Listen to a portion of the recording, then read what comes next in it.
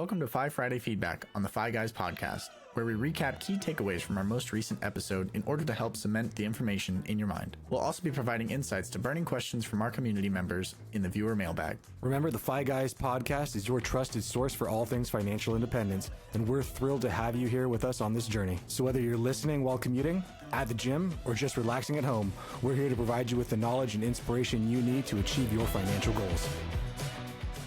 The Fi Guys is a podcast dedicated to providing general information and insights on a wide range of wealth-related topics. The views and opinions expressed in this podcast are those of the host and guests and do not constitute personalized financial advice. The content provided in this podcast is for educational and informational purposes only. It should not be considered a substitute for professional financial advice. Your financial situation and goals are unique, and the information provided here may not be applicable or suitable for your specific circumstances. We, the host and the guests of the Fi Guys, are not acting as your financial advisor. We are not aware of your individual financial situations, risk tolerance, or investment objectives. Any decisions or actions you take based on the information provided on this podcast are your own and made at your own risk. I may be a financial advisor, but I am not your financial advisor. And now that the lawyers are happy, let's get started. Welcome back to Fi Friday Feedback. Today, we're going to be talking about year-end money moves. Actually, that's what we talked about on Monday's episode. So I'd recommend, if you want to hear about that, go back to Monday, because on Monday, we talked all about what to do for your finances at the end of the year. But today, Dominic and I thought we'd talk a little bit more about your mindset and things that we should talk about that most people don't do when it comes to the end of the year. So, Dom, I know we have a few questions that we're going to talk about here. What was the first one you wanted to get into? Like we said last podcast, we talked about all the financial stuff, right? This is a finance podcast, and we love that, right? But there's a lot of little things in between the finance, the nuance that actually plays quite a big role in the outcome of your year and, to be honest, the outcome of your life. So we're going to be going over a few brief topics before we get into our mailbag. But the first question is, what did this goal, whatever your goal you set out last year, right? What did this goal cost me? Emotionally, financially, and rationally, right? It's one of those questions that at the beginning of the year, right? If you don't have a goal, you don't have a target. There's not a way to win the game, win the score, get to the big championship, right? But oftentimes we don't recognize the hidden costs behind the goal, whether that's to be financially free, whether that's to build up our emergency fund or just be healthier.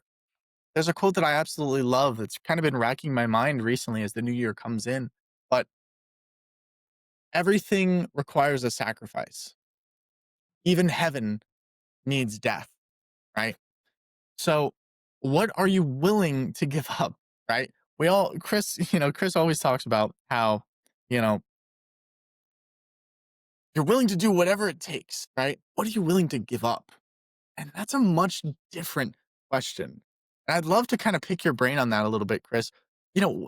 What's the difference, right? When people say, I know you hear it all the time in your line of work, right? I'm willing to do whatever it takes to get to my goal. But why do you think there's that psychological change when you kind of ask them, well, what are you willing to give up? Are you willing to give up, your internet? Are you willing to give up XYZ? These things that we, quote unquote, can't live without, all of a sudden, well, they become your shackles. Yeah, I think a lot of it has to do with loss aversion. There's like an evolutionary imperative to us that we value things that we have substantially more than things that we don't. We can always say, oh, I'll just work harder. I'll just do more. And I think that's the whole ethos that we've told the world to do. Oh, if you're not being successful, it's because you're not working hard enough. You should get another job. You should make more money. You should do all these things. Don't look at what you have and see, do I need all of this? Do I really need to have 2 properties and a boat? Do I really need all of these things? Keep on getting that, actually get more of those things, just work harder. And, I think a lot of that is because we have a society that is built on the backs of people spending money. And that's okay. It is what it is. And you get to choose, do I want to continue to be a part of that? I always say it. I say it thousands of times a day, not thousands, but I say it so many times a day with my coaching clients. Like, you can have anything that you want, but you can't have everything. Everything that we do in life has trade-offs. There are no solutions, there are only trade-offs. And too many people are looking for the perfect solution, the one that works 100% of the times. And unfortunately, that just is not a real thing. So when you ask yourself, what did this goal cost me emotionally, financially, relationally, it allows you to ask that question in a deeper way. because so many people, they'll hyper focus on the goal. And let's just take the goal of financial independence as a goal. My goal is to be financially independent. Therefore, in order for me to be financially independent, I need to spend less money. I need to work a little bit harder this year. I want to do all these things. And maybe at the end of the year, you get to look at your bank account or look at your investment account and be like, wow, I grew that. And like, look how much that is. That's amazing. But is that at the expense of, I didn't really enjoy this year because I was grinding so hard? Financially, yeah, it made sense. But like, I haven't even seen my friends in the past 6 months because all of my money was just going at the investments, going at everything, going at cutting my costs. Too many people, they focus on one thing. But if you focus on one thing, you forget about the infinite number of other things you have to care about. Wealth is far more than just money in a bank. Wealth is mainly your relationship that you have with others and the relationship you have with yourself. And if you're going to let those things falter for money in a bank account or money in an investment account or the ability to tell other people that you're financially independent, you're not going to win. You'll win somewhere, but you're going to lose the game. You don't want to win a battle in order to lose the war. And I think a lot of people believe that the battle is the war, and it's just a part of it. And like you said, they give up everything to win a battle, but they lose the war eventually. One of the other things that I wanted to reflect on is what were the big identity shifts of the year? About 2 or 3 podcasts back, you said something that I loved, right? You have to remind yourself and tell yourself that you are good at something, right? I am a good investor. I am someone who saves. You have to reinforce it and accept that as your identity to make that transition to that kind of person. Because even going to sleep, you have to pretend to go to sleep before you can go to sleep, right? You shut your eyes or you cuddle in, you get the blanket over. You're not sleeping yet, but you're trying. You're trying. And I think that's one of the things that I hope more people really get into. And for me, that's one of those things that really helps my habits and kind of the direction I want to go in. It really helps them stick, right? When I affirm that I am the type of person that does this, well, yeah, of course. It's just common, it's an obvious thing that I would wake up early and I would have a nice little smoothie in the morning because I'm trying to be healthy. But I'm not trying to be healthy. I am healthy. I'm the type of person who does healthy things, right? It's like the analogy we always kind of give is, well, if I'm sitting outside a restaurant and someone offers me a cigarette, am I going to say yes? I'm going to say no. Well, I'm not the type of person that would smoke, so I wouldn't smoke. So I would just say no. Oh, thank you. Get away, you weird Frenchman. It's side note, I'm not gonna say it on the podcast, but it's kind of crazy what they call cigarettes over there in in Europe. It's in England. It's kind of a weird thing. I'm not gonna say it, but um yeah, look it up. But um what do you think is the biggest proponent for those identity shifts, Chris? Is it crisis? Is it love of change? Or is it just, hey, it's the end of the year, let's build a new personality? I'm going to say it's most likely not the last one. I think too many people, they think it's like, "Oh, I'll change on this magical date." Like most people, they'll try to make changes on Mondays or on beginnings of months or at beginnings of years. Like we look for like a specific date that we're going to change everything. But that's not the way the human mind works. We are so beyond resistant to change. It takes a lot of time. So yeah, typically identity shifts, there isn't like a catalyst of like, in general, there aren't many catalysts of like, boom, I was this person, then I did this, and now I am this person. Does it happen? Of course it happens, but it's very, very subtle. And there's very seldom that it does happen. Most of the time, it's small things added up over a long time. Like think about us being podcasters, right? Like we were podcasters. We weren't always podcasters. We didn't wake up with the identity of podcasting. We met, we decided, hey, let's do a podcast. We did a podcast. We did another one. We did another one. We did another one. We did another one. We kept on doing it. We only put in a little bit of time every week until the point where, hey, we have a podcast. We are podcasters. It's part of our identity. Same with working out. You don't just say like, "Oh, I'm a gym person." No, you do it every single day, just a little bit. You show up by just going to the gym and stretching. Then you start lifting. Then you start hitting or cardio, then lifting. all these things, then you become someone that goes to the gym. You're someone that works out without even having to think about it. It's the small little steps because a little bit adds up. I think too many people, they just want to go from 0 to 100, but everyone starts at 0 and you build your way up slowly and slowly and slowly. We all see the end result, but no one sees the hours, years, decades in order to get to where people were. There's one question that we just skipped that I really want to talk about, and that's what character flaws showed up repeatedly. One of the questions you asked, Dominic, is does that change come from tragedy? And I think a lot of the change comes from people realizing that they are not being the person they want to be. And I think too many people, we're not hard enough on ourselves. And I'm not saying beat yourself up. I'm not saying call yourself a POS and try to belittle yourself constantly. But if you can't look at yourself in the mirror and see like, oh man, I did talk over that person the entire conversation. I wasn't listening. I am running around being angry and honking my horn and just being a jerk. If you don't see those things in you and see like, these are flaws that keep on showing up over and over and over again. Why is that? And do I want to be that person? I think we can all think back to our parents and look at our parents and be like, man, they had so many flaws. They were this and they were that and blah, blah, blah, blah, blah. But I'm perfect. Right. You know, Yeah. you have to be able to look at yourself too and say, how am I contributing to these things? Because I can guarantee you in somebody else's story, in someone else's life, you have all the problems too. And that's okay. But you have to be able to see it in yourself or be willing to see it in yourself.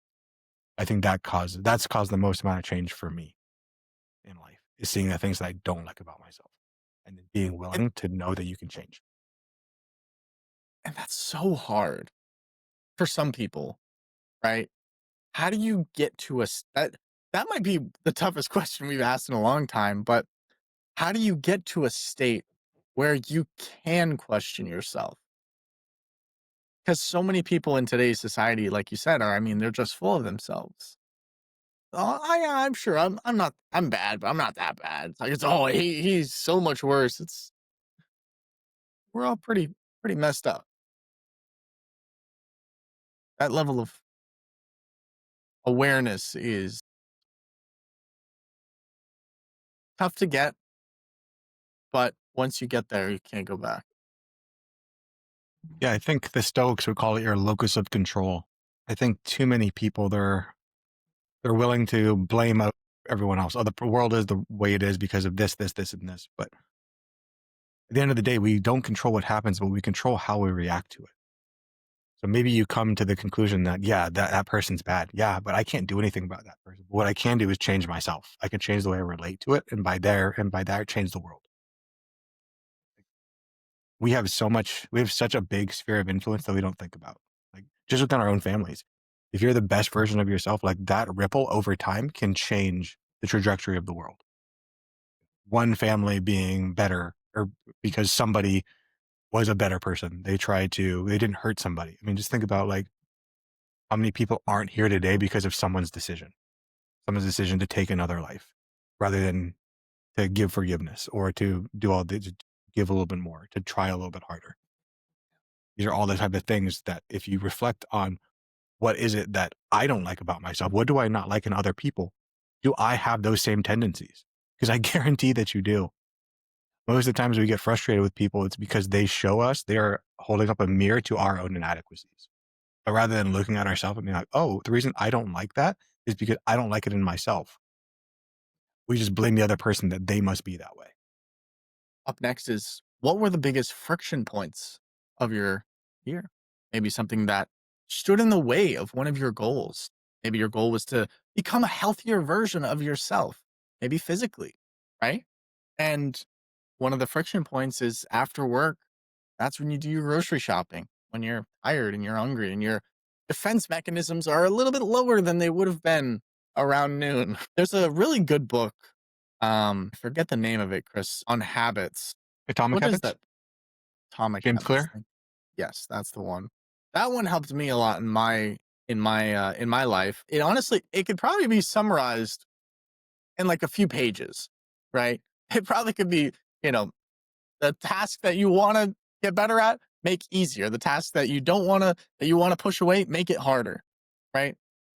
I know for me, if I have a bunch of cookies in the house, I will eat those cookies. It's just, I'll tear through them, right? But if I have the ingredients to make the cookies, and that's why this is honestly a great example of this book playing out in my life, right?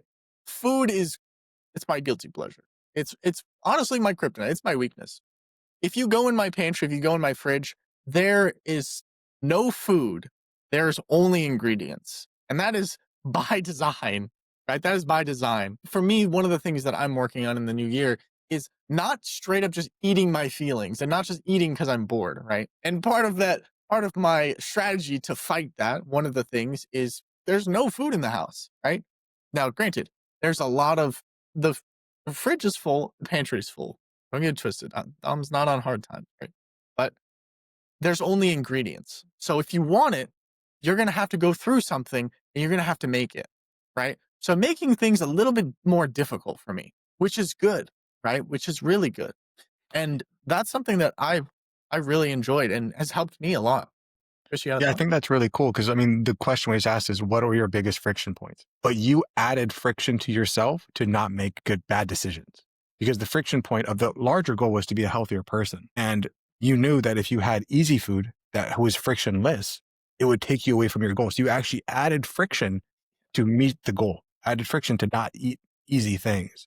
So again, there's no simple solutions. Like you have to be able to figure it out for yourself. And that's the cool part about it. And what works for you might not work for me. What works for like us won't work for our listener. It's all different and you get to figure that out. There are no solutions, only trade-offs. And then we This is got the two more. final. Yeah, Oh, good. we got two more, but I'll make them quick. So this one I think is very, very, very important. Is what moments in the last 12 months made you feel the most alive? Now you might have had a terrible year. I worked all year. I didn't take any vacations. It was a grind. Maybe there was just a moment in time. Maybe there was an afternoon in there that made you feel like, hmm, I am here and I'm enjoying this experience. Maybe that was lunch with a friend, dinner with a family member. Again, I'm referencing food. There's got to be more to life. But I mean, how important is it, Chris, to feel alive? It's the most important, isn't it? Yeah, I would say it's pretty damn important. Yeah, I think it's very important to try to feel alive. I think so many people ask the question. I've been asked it actually quite a few times, and I don't know why people ask me this question, but like, what's the point of life? As if I'm some sort of philosopher that would know it, and I often just give the same answer: to live. And I think too many people they're looking for a reason to just be alive, like just to be here, experiencing. Like I think that is a gift in itself. When I think if you take a second to like really think about the universe, to like think about all of it. If you rewound the clock back to its start point, the fact that you're here today would be like an infinitesimal chance of it playing out the way that it did for us to be here right now, to be able to live, for your specific genetics and consciousness to inhabit the body that you are in right now, good or bad. It's like so minute to the level of detail that it would be inconceivable that it could happen. You have a better chance of turning oxygen into gold. And yet we are still here. And for that, it's a gift. You could look at it negatively, you can look at it positively, but whatever meaning you decide to assign to it, that is the way that it's going to play out in your life. So you could ask yourself, at what points was I most alive? When was I actually here, living, being present, not thinking about the point of it, not thinking about the past, not thinking about the future. I call it presence, like just being present right now allows you to feel those moments. And I think that's what I love most about that question. Just what's the point of life? Is like you have to find I feel like you can only find the purpose in your point of life by living and experiencing great tragedy, great love, great emotion, great relationships. And that's a question for another day and another episode. But we're going to be moving on to our viewer mailbag. This is, I got to say, it's one of my favorite parts of the podcast that we do where we kind of get a message from one of you guys, whether that's on our website or in email form. So let's see what we got today. Lost my youth, lost my job. Now what? Howdy, Chris and Dom. Howdy. I'm writing this because I don't know who else to talk to. And honestly, I feel like I ruined my life. We're starting off strong. All right. I feel like y'all are so dramatic. Y'all are very dramatic. Let's get into it. Maybe it is that deep. Maybe he has ruined his life. Let's find out. I'm 34 years old, and for the first time, I'm actually sitting with everything I've been avoiding for years. And it hurts. I've spent 7.5 years at a call center job that drained me mentally, emotionally, and physically.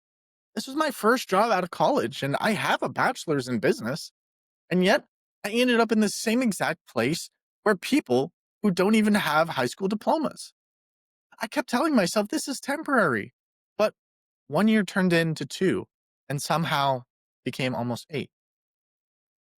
They laid me off almost 8 months ago and because of budget cuts. And as much as it hurt losing that job, what hurt more was the flood of regret that punched me in my chest right after right after I became obsessed with the thought that I wasted my 20s. The years everyone says you're supposed to be your best, I wasted. I can't escape the voice in my head saying, "You lost the good years. You wasted your youth." Not sure why I did that's how I imagine he would sound, the little voice, I don't know, maybe like a Gandalf type. I gained weight after the layoff. I barely recognized my own body, and my self esteem, which wasn't great to begin with, well, it tanked. Back in college from 2010 to 2016, man, I was skinny. I was young. If we're going back, yeah, I'm not going to nitpick it. I was skinny. I was young. And honestly, people told me I was attractive. One day I'll experience that. One day. This guy's living good right at that moment. Even my family complimented my looks, but I was so insecure and I never believed any of them. I spent college studying, commuting, working nonstop. No fun, no social life, no parties, and no memories. I look back at those photos of that time and think I didn't even know how good I had it. After graduation in 2017, it got worse. My whole life became work. I never hung out with anyone, and I was ashamed of acne that wasn't even that bad at first, but after years of stress, bad eating, and skipping meals, and not to mention the constant pressure, well, all of that made it so much worse. My confidence, my skin, and my self of sense tanked once again. Now I feel I've ruined my face, I lost my body, I lost my confidence, and wasted the last 7.5 years at a job that never gave me anything but trauma. I feel stupid for saying, I feel stupid for staying somewhere that never valued me. And now I'm 34, single, and unemployed. And I'm trying to figure out how to pick up the pieces.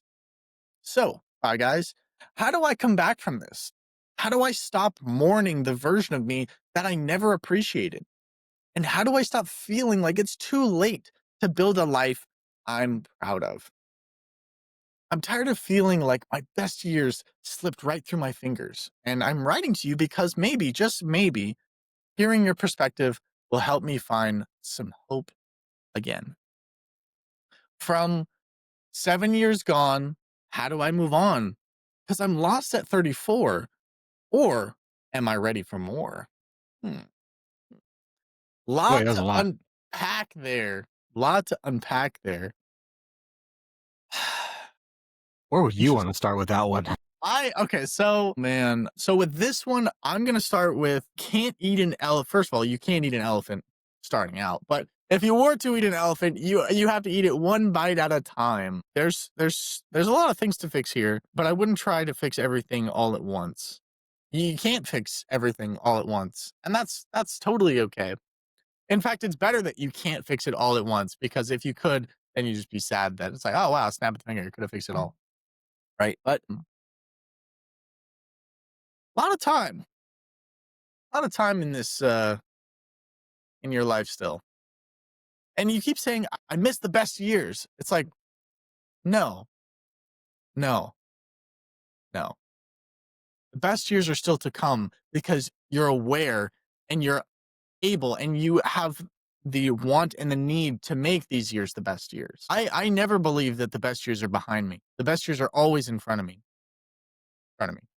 You know, Um, what I'm kind of thinking a lot about is this week's whole podcast was about year-end reflections, like doing your financial review, and then we kind of took that to, all right, there's the financial part. Let's talk about everything else. And I feel like this person walked through 7.5 years of their life, yeah. by like not really asking the question. And just asking the question, am I happy here? Do I want to change it? Isn't going to automatically change it, but it gives you the perspective to be able to do it. And now this person's in this place where they're now living in the past. They're here in the present physically. Their body is here, but they're living in the past in their brain.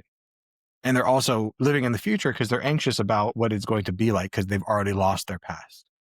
What are they forgetting to do? They're forgetting to live right now. They're forgetting that life can only be lived right now.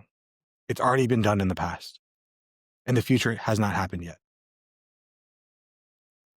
And the amount of time that you want to sit there toggling between these two places that you have zero ability to affect is time that you're not actually living your life. So, do you have anything else, Dominic, before I kind of get into some of the thought processes I'm I have? excited. I'm curious to see where you're going with this one. A Yeah. lot of great information about to be dropped. So make sure to turn your ears on and take your notes out because it's Yeah. always a So, I gem mean, city when Chris is dropping this one. to our listener, the first thing I want to say is like, thank you for being brutally honest. Not with us, but most likely with yourself. Most people never admit their feelings out loud, and they definitely don't write them down. So that already puts you in like the top 3% of people that are actually going to take inventory of their lives. And by taking inventory of your life, actually try to make some meaningful change. Um, you said that you think you wasted 7.5 years of your life. I wouldn't say that's true at all. I'm sure you learned skills. You've learned to be able to make it through something that's emotionally draining. I'm never worked in a call center before, but I have to imagine that it's not very fun. And that's probably not great, especially if you were eating and doing all these other things to kind of survive it. I wouldn't call that you were lazy or unmotivated. You were just kind of stuck in survival. You're just going from day to day, never really taking the wider perspective. You were just focused, head down, moving. But that's not a way to go through your entire life. So all you can do now is you can take that, remove the shame from it, and learn the lesson. Okay, I can't continue to go through life not thinking and just kind of going down the way, hoping that things are going to get better because they won't get better unless you are the one that changes that.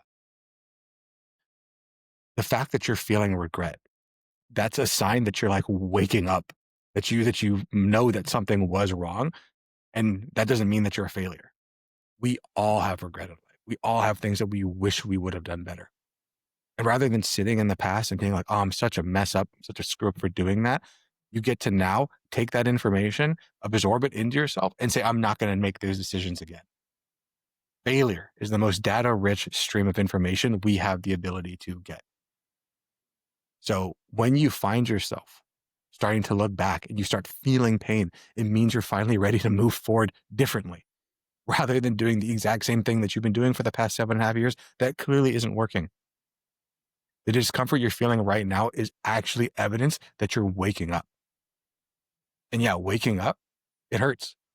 The same way that when I woke up this morning in the wintertime and it's cold outside when those in beautiful sunny San Diego at nighttime because we have that coastal breeze. And when I got out of bed, yeah, it kind of hurt. My knees hurt, my ankles hurt, everything kind of hurts because I'm old and it's cold outside. But the moment you start moving, that's how you can start to make change. That's the way that you actually do everything. It's the same way with making changes in your life. You said stuff like, I feel like I lost my youth. Your youth isn't lost. You're 34 years old. Your youth is just unexpressed. You didn't miss your window.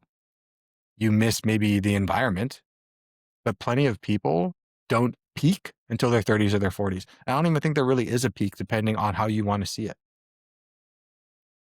Because when you finally have clarity like you do right now, maybe you're going to now be able to give yourself the resources and the emotional maturity to finally do life.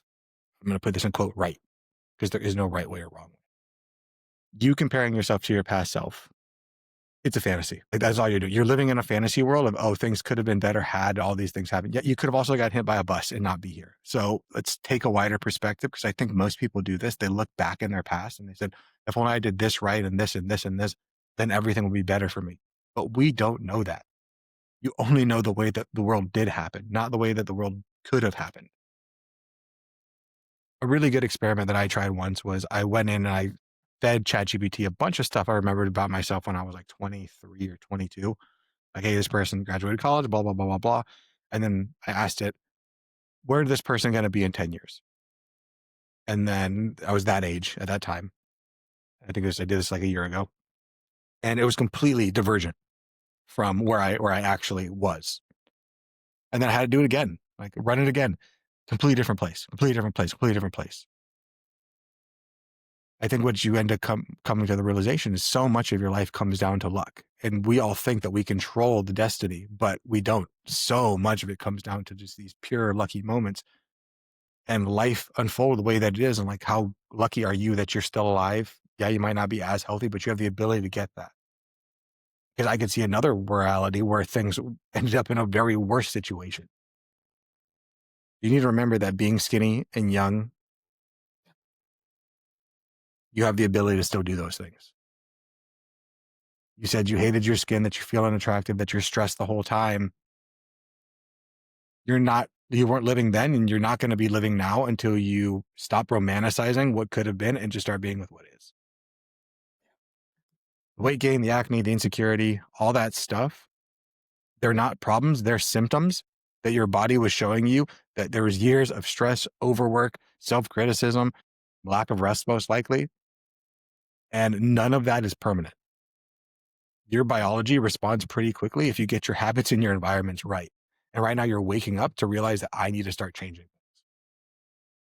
So losing the job is not the end. It was an interruption that you needed in your life to basically save your life. Right now, you're in a time where you're kind of in a forced pause. Like, if there was a God or a universe, like, or something bigger than us, this is that moment where it's like, hey, man, the way you're going is not the way you should be going. So this might be life putting the brakes on you because you weren't going to do it yourself. Is it painful? Hell yeah, it's painful. But it's also the exact kind of disruption that leads to people reinventing themselves. Is that part of the story? People are like, oh, okay, this was the abyss. This was the part where the rebirth happens.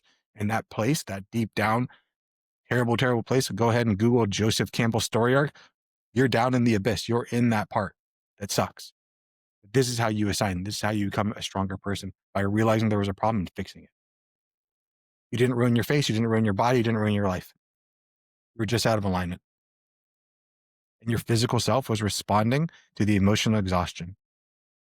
And now you get to change that. You stayed stuck in a bad job because of choices you weren't making, because you were just unconsciously moving through life. And too many people are doing that. So please, listeners who aren't this listener, learn from this. Learn from it and try to live a life that is more aligned with yourself. To our listener that wrote in, you need to stop grieving the life you should have had and start designing the life that you actually want next. Because you can't do anything about the past.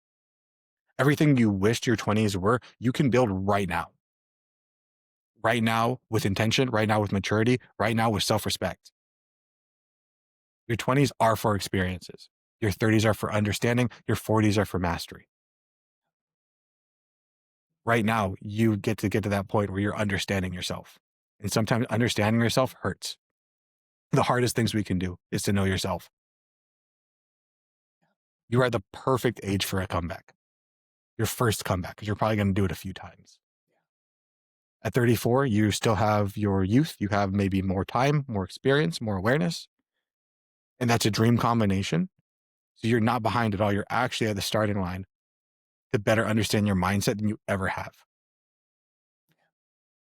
Confidence doesn't come from looking good. It comes from keeping promises to yourself. So I want you to start small. I don't care if that means a daily walk, staying hydrated, cleaning your face. I don't know. Like, do a job search, but you need to start rebuilding yourself one thing at a time. The story isn't over. It's just finally getting interesting. Just stick with it. You got it. Live boldly. Gotta live boldly.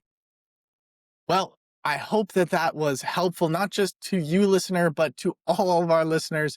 I know for me, that was pretty transformative. I really enjoyed hearing all of those wonderful tips and tricks to kind of really reset this wonderful guy's life. And I believe that you can change your life at any point, but you have to decide to change your life. With that being said, we're going to be moving on to our win of the week. This is the part of the podcast where we kind of share our wins and losses, mostly just wins, because that's why it's called win of the week. So, Chris, what is your win of the week? So I've been talking about that we're going to be taking my wife's parents to Italy next year for a pretty big trip. And my wife's parents are getting older, and flying all the way across from the West Coast to Europe is a long flight. And, sitting in coach for that far is going to be probably not great on everyone's body. So we were able to actually book all of our flights, 4 tickets from LA to London and then London back, in business class. Now, normally that would have cost around $24,000 to $26,000, which is a lot of money to pay for all those tickets. So I am happy to report that we were able to use about 500,000 points and $2,400 to book all of those plane tickets. Good Lord. That's insane. Yeah, so that's we spend about 10% of the cash that we would have spent and points that we had that we saved up for this. So when people say like, "Oh, credit card points don't work," I don't know how you can say that. Dude, her parents must think you're like the coolest guy ever. You must be the coolest guy ever. My God, that's awesome. That's so It's a cool. team effort. It was not me. My wife is better at the credit card points than I am now. She really went hard into figuring that out. Big shout out to her. Big shout out to the missus. Very cool. Very cool. Well, that is a hell of a win of the week. My win of the week is going to be a little bit smaller, but still very important. You know what? Note to self, never compare yourself to anybody in life, guys. Just you'll be happier. Anyway, my win of the week is that one of the places where a lot of my life is cultivated and is kind of organized, I've kind of created a new structure for it called the Para structure, which I'm really excited about. So project area, reference, and then archives, and then I have like a few sections underneath that, like goals, and then a daily journal that I have. So my win of the week is that I've connected all of them together and a place where I've centralized all of my notes from the podcast, all of my notes from different things and different projects I'm working on in a kind of a 2-month span, to help me be more organized, help me be more efficient, and make sure that everything we do is in an effort to reach certain goals, certain metrics, right? For me, it's very important that, you kind of work backwards. You start with the goal or the why, and then you just figure out a plan how to get there. And this is to help me better reach my goals. So that being said, that's going to do it for me. We'll see you guys back here on Monday. Make sure to like the podcast, share the podcast. We are all on all platforms. So if you guys prefer listening on Spotify or Apple Podcasts or Google Podcasts or wherever you're listening to podcasts, we're on there as well. So feel free to share it with a friend. And we'll see you guys back here on Monday for a brand new episode with a brand new topic. I'm Dom. He's Chris. See you in the next one, guys. Later. Peace. This video podcast is sponsored by Monzon Wealth. The content in this podcast is for informational purposes only and should not be considered financial advice. We do not endorse specific products or services. Past performance does not guarantee future results. The opinions expressed are those of the host and guests, not the podcast sponsor. It is crucial to consult with a qualified financial advisor or professional who can provide advice tailored to your specific needs before making any financial decisions, investments, or taking any other actions. If you are seeking specified help, you can reach out to Chris at monzonwealth.com.